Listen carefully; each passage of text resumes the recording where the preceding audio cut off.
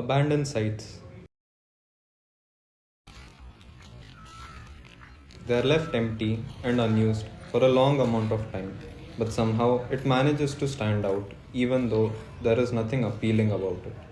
They are left incomplete, a waste of material, a waste of land, and it makes you question its purpose. This is a 14-story building located in an underdeveloped neighborhood, which looks like it has been abandoned for a while now.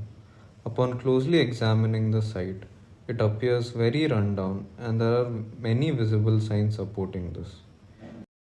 The collapsed foundation at places, stagnant dirty water, the amount of overgrown vegetation, used alcohol and water bottles, a river of trash, and out of place bricks, animal dung, and actual cows are a few signs.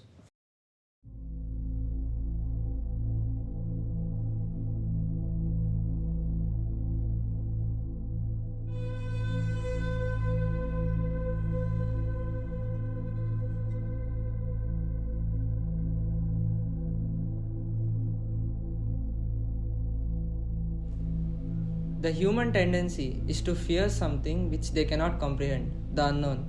And a building left untouched for the past few years is filled with nothing but unknowns. The dull, eerie environment it creates and the stream of negative thoughts we generate when we go inside it is the main cause. But why do we perceive it in a negative light? What is our brain warning us from?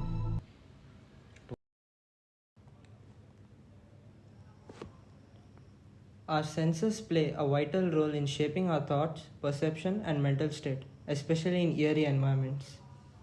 Sight, our primary sense, allows us to visually describe the dimness, dull corners, and dark shadows that trigger our anxiety. Sound is a sense which can disturb our composure, unexpected noises in empty and silent spaces, creating a mental contrast between imagination and reality. Smell is a sense which makes us feel unease with peculiar odors, implying the presence of the unknown. Additionally, touch heightens our awareness and intensifies our fear, as even a slight brush against a cold wall can convince our minds of a lurking presence. These senses together create a comprehensive experience of fear in eerie and dark environments. Inability to see clearly, the feeling of being watched, and the slightest sound making us jump. All of this was way scarier because of one reason: the dark. We noticed a few things about how people behave around an abandoned building, and this is what we observed. People usually avoid going into secluded areas around the building.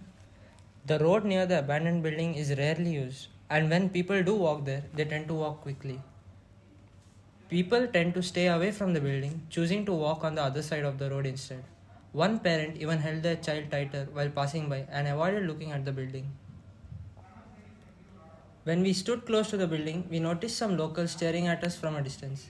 It seemed that the abandoned building draws attention when outsiders gather around it, which is seen as suspicious. Upon observing our own behavior in this building, a few questions arise.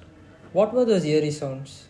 Couple of times it was the wind hitting objects, but our brain tends to assume the worst. We heard metal clanging noises and immediately thought something dangerous was approaching. But upon closer examination, discovered it was just the iron sheets from a nearby rundown shed scraping against each other. What if the building collapsed? This was a completely justified question, since the building was old, filled with cracks, and collapsed foundation at places. We found signs of life. What if there's someone or something hiding in the building?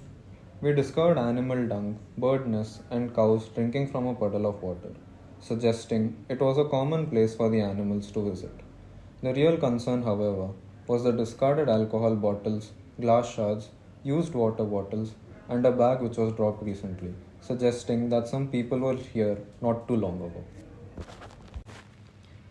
In order to properly experience what fear felt like and to try and identify a few reasons behind said fear, each member of the group walked around the building in the dark twice, once on their own and the second time as a group.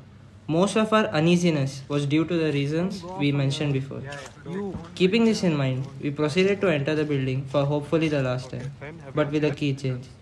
This time we went in as a group.